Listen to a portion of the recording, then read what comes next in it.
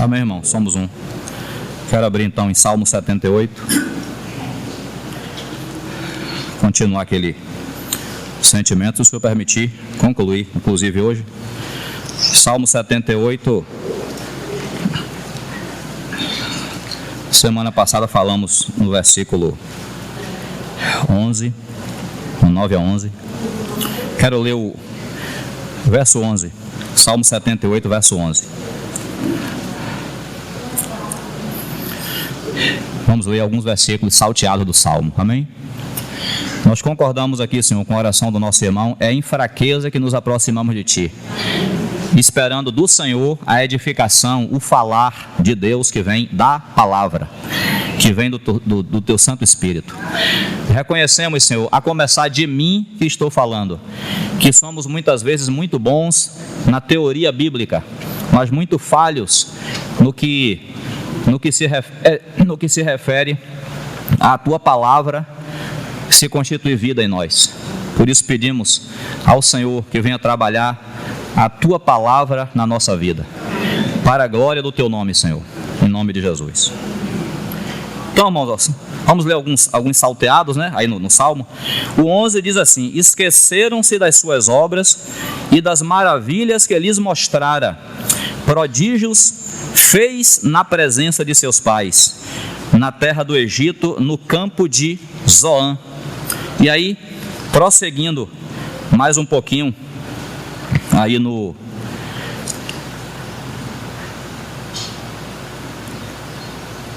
verso 40.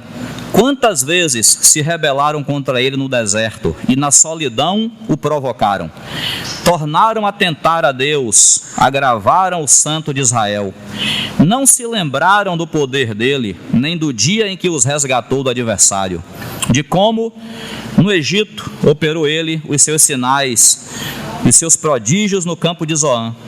O verso 54, levou-os até a sua terra santa, até ao monte que a sua destra adquiriu. Da presença deles expulsou as nações, cuja região repartiu com eles por herança. E nas suas tendas fez habitar as tribos de Israel. Ainda assim tentaram o Deus Altíssimo, e a ele resistiram, e não lhe guardaram os testemunhos. Tornaram atrás e se portaram aleivosamente como seus pais. Desviaram-se como um arco enganoso, pois o provocaram com os seus altos e o incitaram a zelos com as suas imagens de escultura. Deus ouviu isso e se indignou, e sobremodo se aborreceu de Israel. Por isso abandonou o tabernáculo de Siló, a tenda de sua morada entre os homens, e passou a arca da sua força ao cativeiro, e a sua glória à mão do adversário. Entregou seu povo à espada e se encolerizou contra a sua própria herança. Verso 67. Além disso, rejeitou a tenda de José e não elegeu a tribo de Efraim. Escolheu antes a tribo de Judá, o monte Sião que ele amava, e construiu o seu santuário durável como os céus e firme como a terra que fundou para sempre.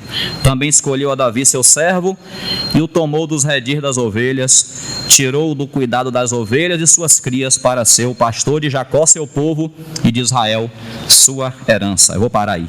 Irmãos, nós estávamos falando que aqui no Salmo 78 o Senhor ele traz a história do seu povo, o passado do seu povo, e hoje, nesses textos que nós lemos, aqui já é mesmo, a gente não vai ler todo, o Salmo é grande, mas desde o versículo 11 até o 54, até o 53, o Senhor está conduzindo ali o seu povo pelo deserto, e no deserto a gente vê o cuidado do Senhor com o seu povo, a gente vê o pecado constante do povo de Deus contra Deus, e a gente vê o tempo todo o Senhor cuidando também de Israel com suas obras. Ou seja, é exatamente o que um pai faz com o filho, não é nada mais do que isso. O Senhor agora a gente sempre fala do Antigo Testamento com os olhos no Novo Testamento, amém? Então, é a mesma realidade da igreja. O Senhor nos comprou com seu sangue, somos seus filhos. Essa é uma realidade imutável, porque, humanamente falando, o seu filho nunca vai deixar de ser seu filho. É seu filho, saiu de você. Espiritualmente é a mesma coisa. O Senhor, quando diz assim: a todos quantos o receberam, deu-lhes o poder de se tornarem filhos de Deus. Somos filhos de Deus. João, na sua carta primeira, ele fala assim: amados, nós somos filhos de Deus, e ainda não se manifestou aquilo que nós haveremos de ser. Então, nós nos comparamos ao povo de Israel. É assim que a Bíblia compara. Somos filhos do Senhor, fomos comprados pelo seu sangue, mas nós temos aquele caráter, nós temos aquele coração do povo de Israel, que se rebela, que resiste contra Deus, que peca contra Deus, e Ele nos julga, e Ele nos disciplina, mas Ele também cuida de nós. Se fosse um contrato, se Deus tivesse apenas conosco um contrato de aluguel, um contrato empresarial, irmão, no momento que a gente descumprisse nossa parte, os irmãos sabem, né? Juridicamente, um contrato é mantido por duas ou mais partes. Uma daquelas quebrou o contrato, desfez o contrato. Não tinha mais salvação, não tinha mais vida eterna, não tinha mais perdão dos pecados, acabou. Mas não é um contrato, nós fomos comprados pelo sangue de Jesus. Então, a história do povo de Israel, o Senhor está cuidando do seu povo, está levando ele para uma terra que o Senhor mesmo prometeu, mas no meio do caminho o Senhor está disciplinando o seu povo. Eu quero ler com os irmãos, pode segurar aí o Salmo 78, eu quero ler com os irmãos alguns versículos, começando lá do Antigo Testamento, onde nós estamos, no livro de Deuteronômio. Leia aí, por favor, comigo, capítulo 2. Eu vou ler 2 versículos em Deuteronômio e depois a gente vai lá para o livro de Atos. Quer levantar? Pronto. O início aí do livro de Deuteronômio, capítulo 2.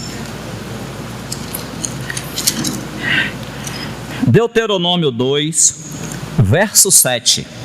Se você não pegou, eu vou lendo e você acompanha. Diz assim: pois o Senhor teu Deus te abençoou em toda a obra das tuas mãos. E aí fala assim: Ele sabe que andas por este grande deserto. Estes 40 anos o Senhor teu Deus esteve contigo, coisa nenhuma te faltou. O Senhor nos fala em toda a sua palavra, mas nesse versículo especificamente me chama a atenção essa expressão: Ele sabe que andas nesse grande deserto. O Senhor sabia de toda a dificuldade do seu povo em andar em um deserto. Eu nunca morei num deserto, talvez você também não. A gente nunca viveu num deserto, mas eu nem preciso, irmãos, viver num lugar daquele para imaginar que deve ser terrível. E ele não era só um deserto, ele é um grande deserto. O Senhor está dizendo aqui através de Moisés: Ele sabe onde você está, Ele sabe as dificuldades que você passa, Ele sabe que a vida cristã não é um mar de rosas, é um grande deserto. Aí mesmo no capítulo 8, avance um pouquinho comigo, aí mesmo em Deuteronômio capítulo 8, verso 5, diz assim: sabe, pois, no teu coração, não saiba isso apenas no intelecto, na mente, não, coloque no coração isso aí. Sabe, pois, no teu coração que, como um homem disciplina a seu filho, assim te disciplina o Senhor teu Deus.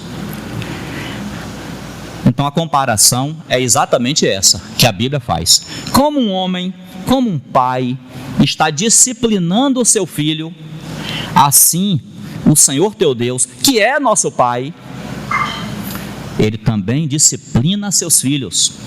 E é isso que ele está fazendo com Israel lá no deserto, e está fazendo com a igreja, com o seu povo, hoje, até a sua volta.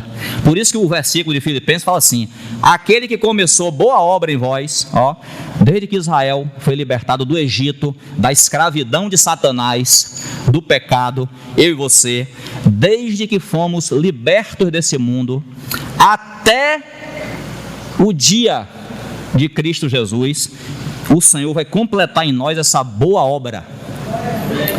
Amém? E livro de Atos dos Apóstolos, lá no Novo Testamento, capítulo 14.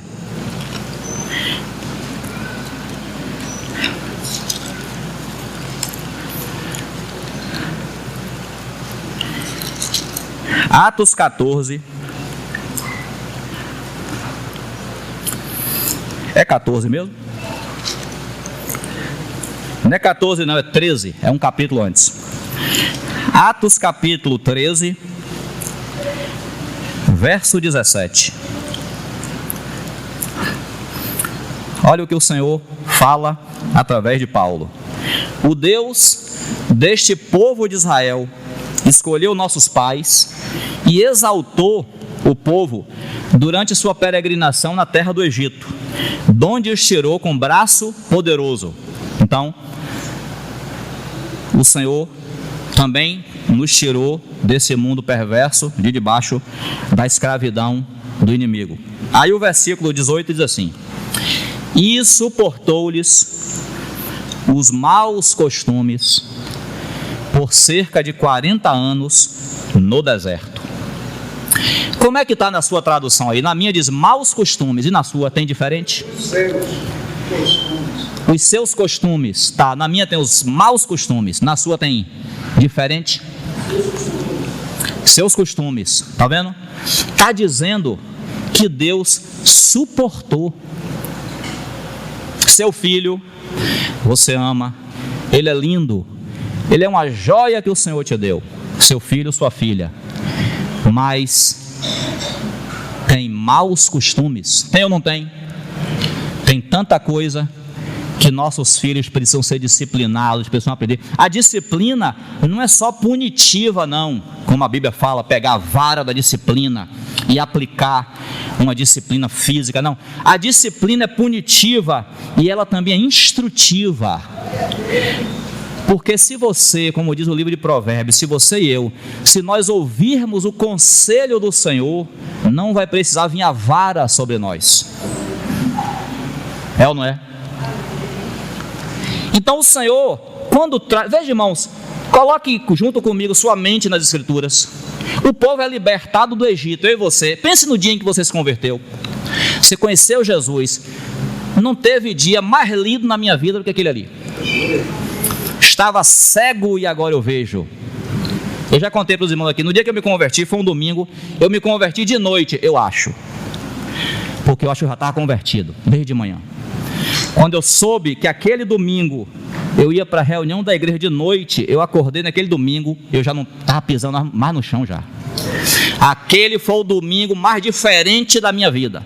Aleluia!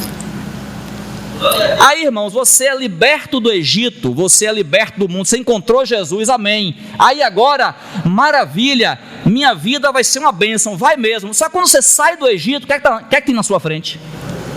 Um deserto. Um lugar em que você só está de passagem. Um lugar onde não se planta nem colhe, só se passa por ele. Um lugar, como diz a própria Bíblia, se você está familiarizado com o Antigo Testamento, você sabe, em algumas ocasiões o Senhor fala, terrível deserto, de serpentes e escorpiões. E nós lemos lá no capítulo 2, dizendo que o Senhor sabe que você anda por esse deserto. Ou seja, a Deus nada é escondido das condições em que nós vivemos aqui, nesse mundo. Então, está vendo? Não é estranho não. Ô Senhor, eu me converti, eu passei por grande livramento, mas agora na minha frente, ao invés de encontrar um oásis, eu encontro um deserto. Tudo tem a ver com o trabalho que o Senhor está fazendo com o seu povo de nos disciplinar pelos caminhos, pelas formas que Ele conhece e Ele sabe que nós precisamos. Talvez eu não passe pela mesma disciplina que você está passando, mas eu vou passar por disciplina.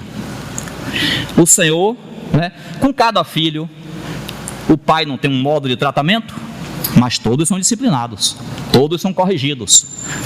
Hebreus 12, verso 6.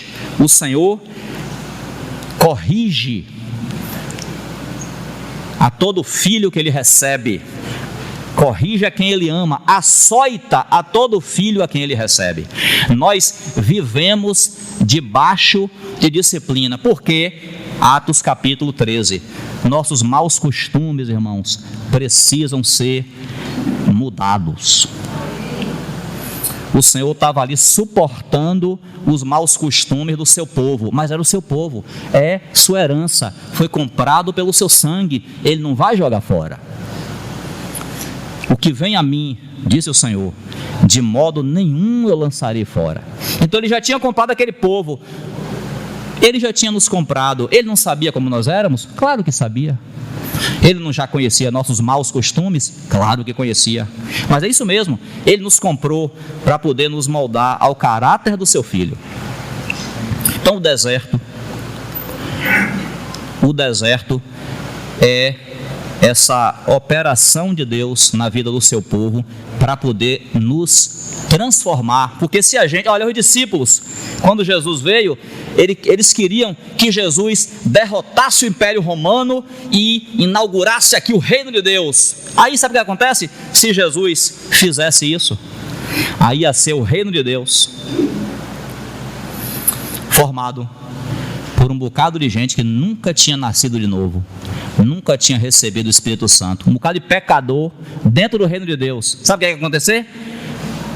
Não ia dar em nada. Não, o Senhor primeiro precisou resolver nossa dívida com Deus, pagar o preço pelos nossos pecados. Aí esse evangelho é pregado, o evangelho é a própria pessoa do Senhor.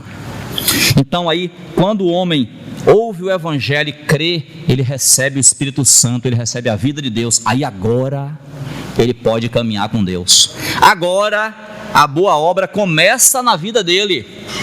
Agora ele vai começar a ser disciplinado, mas ele já tem o Senhor na vida dele, ele já tem uma nova vida. Agora pode, agora Deus tem base para operar nele. Mas com o incrédulo, com uma pessoa que nunca nasceu de novo, a gente que é crente, que tem o Senhor, já dá trabalho.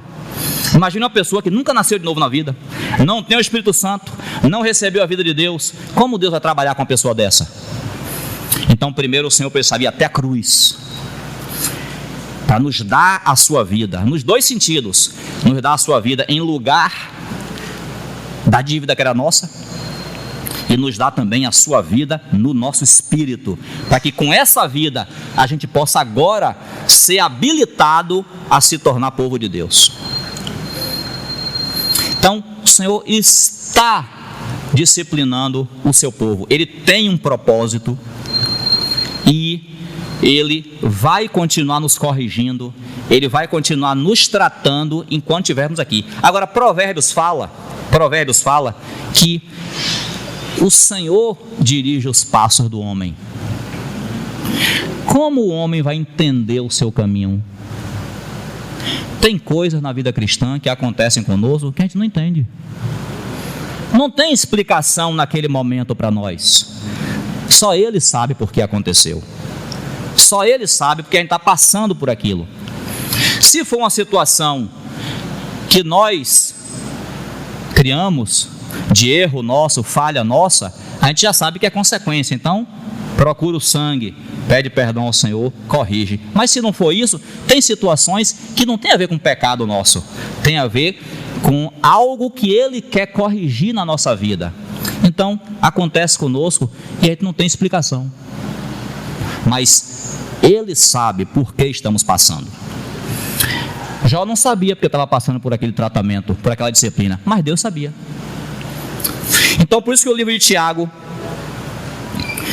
fala assim, irmãos, sejam pacientes até a vinda do Senhor. Tenha paciência. Tenha paciência. Se aproprie dele como a sua paciência. Porque nós vamos passar por muitas situações nesse deserto em que a gente vai ficar impaciente. Meu Deus, eu não aguento mais. Jesus, volte logo. Por quê, Senhor? Sejam pacientes até a vinda do Senhor. Seja paciente no sentido assim, de que pela fé a gente tem que crer que o Senhor está no controle. Então, mesmo que eu não tenha explicação para o que está acontecendo agora, mas eu vou levando, eu vou passando. O povo de Israel, quantas vezes se impacientou no deserto? Não tinha água para beber. Meu Deus, vamos morrer de sede aqui. Oh, mas quem está cuidando não é o Senhor? Quem levou o povo para o deserto não foi o Senhor? Não, não tem água, não tem carne. Estamos com saudade das comidas do Egito. Está vendo? E a Bíblia fala que o Senhor se indignou com o seu povo, de tanta murmuração, de tanta reclamação, porque o Senhor, Ele é paciente, mas veja, tem horas que o pai também age de forma mais dura com o filho, é ou não é? Tem horas que o pai reconhece, não, é coisa de menino, é a idade dele, é isso mesmo, então age com paciência, mas tem horas que o pai vê que já está passando do limite, então já chega com uma disciplina mais severa. Então é por isso que no Salmo também, a gente relembra que teve vezes no deserto que o Senhor, desculpe o termo, baixou o pau.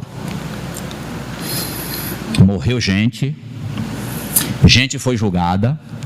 Ali são os momentos em que o menino já fez coisa demais, já está sem ouvir a advertência do pai. Aí o pai tem que chegar com uma disciplina mais severa.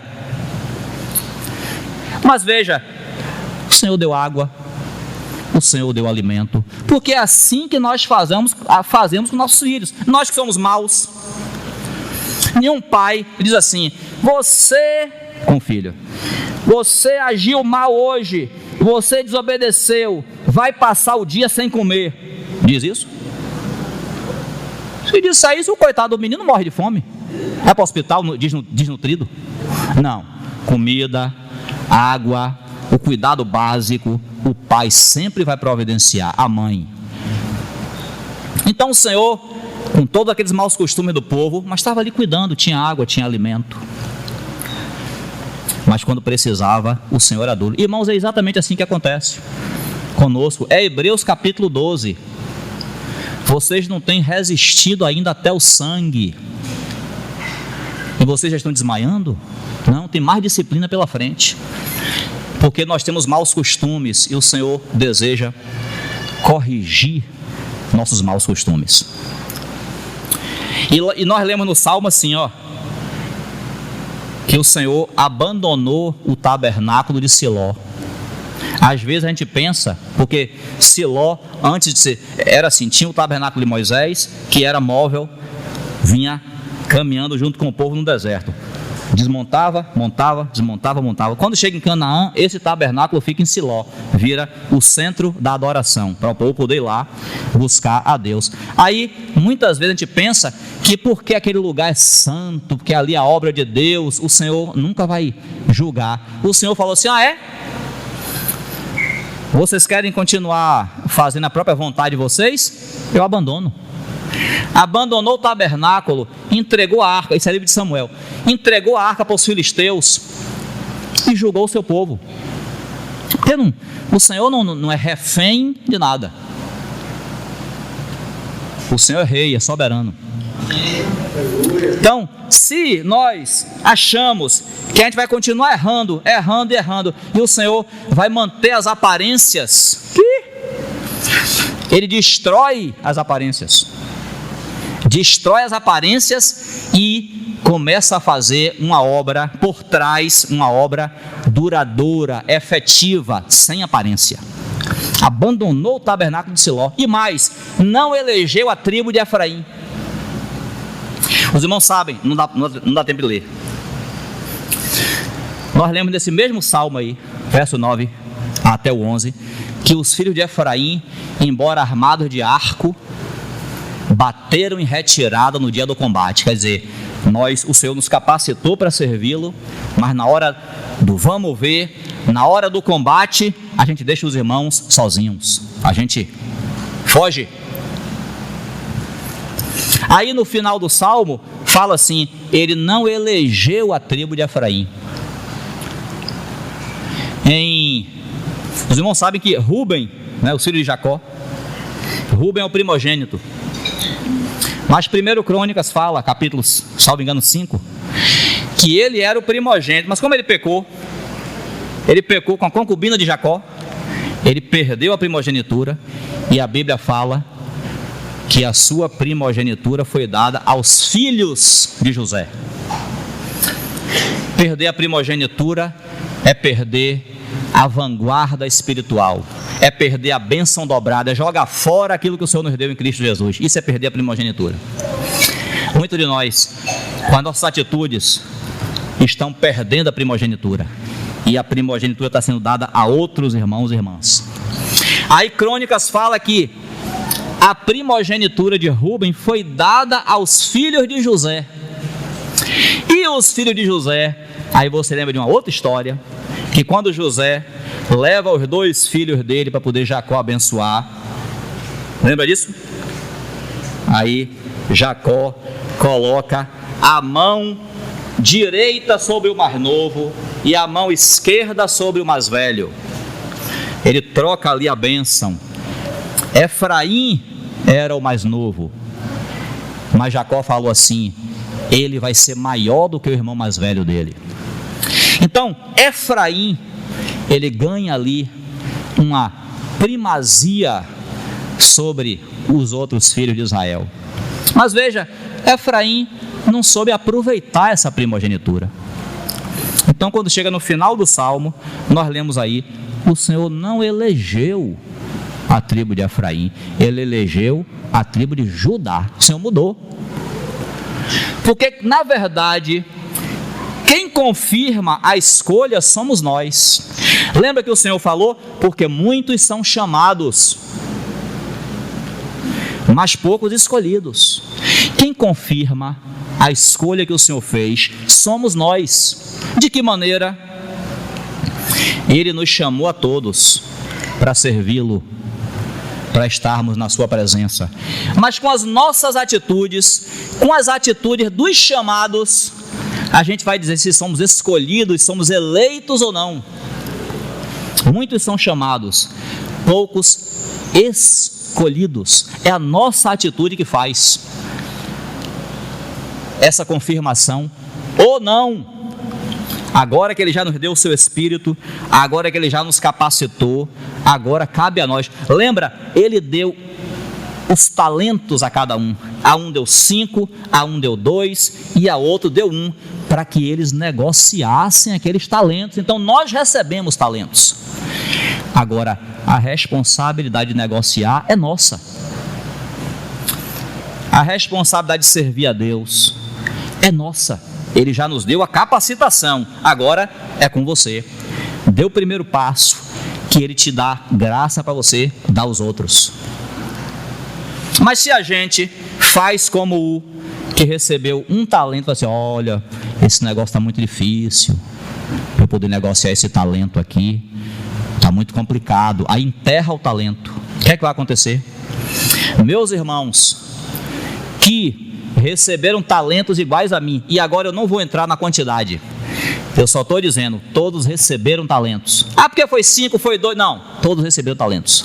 Meus irmãos que receberam talentos iguais a mim, eles vão ser galardoados, recompensados, porque eles usaram, negociaram o talento deles, e eu escondi o meu. Quando estava todo mundo lá no combate, eu me escondi, eu fugi. Então quem faz a escolha somos nós. Eu quero ler aqui, talvez já concluindo já, segunda carta de Pedro, 2 Pedro, capítulo 1.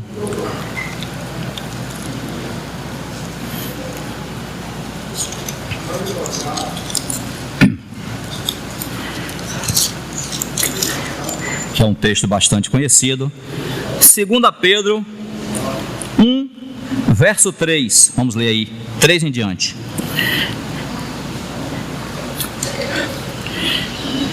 Irmãos, vamos ler esse texto. Pense no que temos falado até aqui.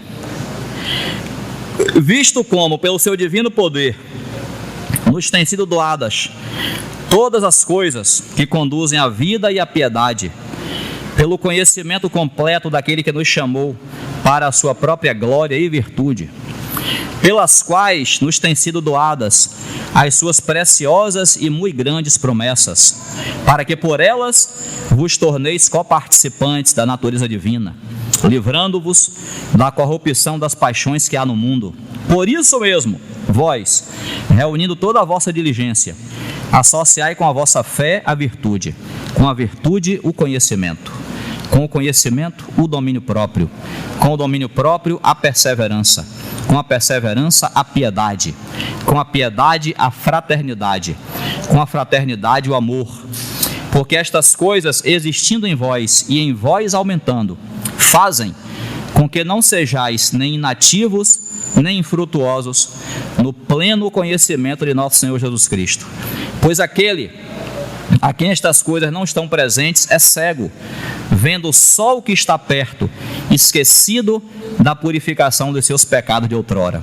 Por isso, irmãos, procurai com diligência cada vez maior confirmar a vossa vocação e eleição, porquanto, procedendo assim, não tropeçareis em tempo algum, pois desta maneira é que vos será amplamente suprida a entrada no reino eterno de nosso Senhor e Salvador Jesus Cristo.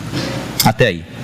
Irmãos, tudo isso aqui que o Senhor nos deu, inclusive a Bíblia fala que as suas preciosas e muito grandes promessas, a gente leu aí agora, elas têm uma finalidade, é para nos tornar coparticipantes da natureza divina. Deus não tem para nós promessa para tornar a gente rico, prosperar nesse mundo. Isso muitas vezes é o evangelho que tem sido pregado. As promessas do Senhor, a palavra do Senhor, o que Ele quer fazer em nós, visa isso aqui, que a gente se torne a cada dia mais parecido com Jesus, coparticipantes da natureza divina. A gente não vai se tornar Deus, mas a natureza dele, nós vamos participar dessa natureza. Nós vamos, como diz Romanos 8, seremos conformados à imagem do seu Filho. Assim como o seu Filho é, nós seremos conformados àquela imagem, ao caráter de Cristo.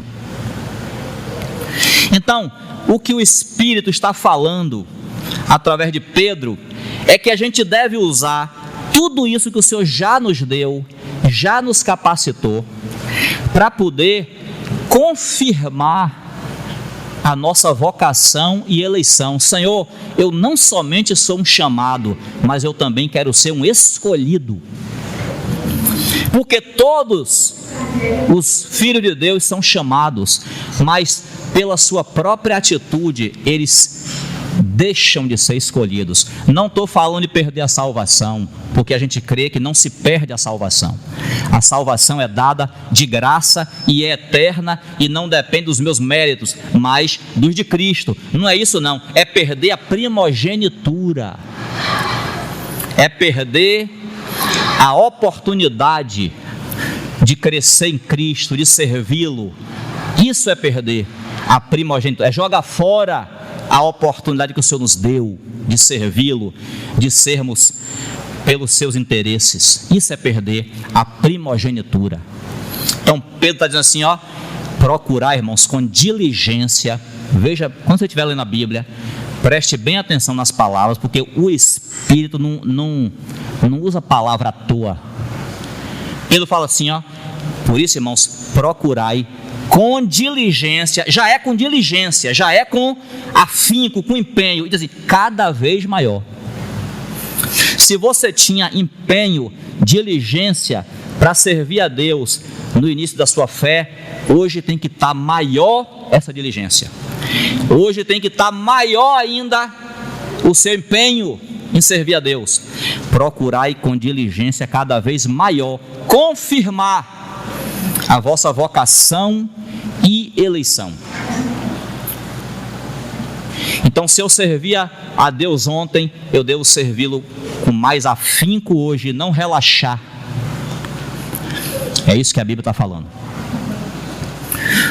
Então, se eu me reúno, se eu leio as Escrituras, se eu estou na comunhão com os santos, se eu prego o Evangelho, eu tenho que fazer isso todos os dias com diligência cada vez maior, para confirmar que de fato eu sou um chamado. Quando eu disser assim, na hora da chamada, Milton, presente, Senhor, está vendo? Confirmou. Se o aluno, na hora da chamada, não der o sinal, ele pode estar até na sala, né? Mas o professor faz o que com ele? Bota falta na caderneta. Fulano, aqui, professora.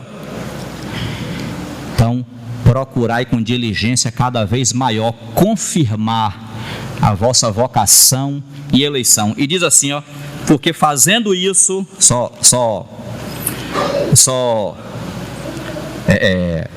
finalizando, no versículo 10 fala assim, ó, procedendo assim, não tropeçareis em tempo algum. Se você está o tempo todo com empenho, com diligência, procurando servir ao Senhor, procurando estar na presença dEle, negociando seu talento, você não tropeça em tempo algum, porque você está ali na comunhão. Está com dificuldade porque é um deserto, está com muitas situações na sua vida de provação, mas o Senhor está ali com você, e você está prosseguindo e não tropeça. Por quê? Porque você está prosseguindo, servindo ao Senhor. Agora aqueles que ficam como o filho de Efraim, fogem no dia do combate.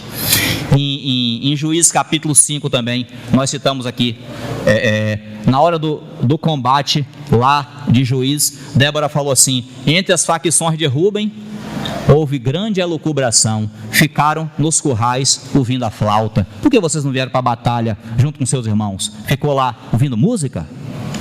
Então, irmãos, eu finalizo com essa palavra de Pedro: procurai cada vez mais, com diligência cada vez maior, confirmar a vossa vocação e eleição. Amém? Porque procedendo assim, não tropeçareis em tempo algum. Que o Senhor nos ajude.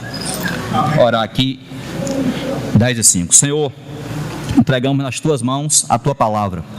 Que o Senhor mesmo, conforme a tua soberania, o Senhor venha fazer com a tua palavra aquilo que o Senhor deseja em nossos corações. Te agradecemos em nome do Senhor Jesus. Amém. Éder.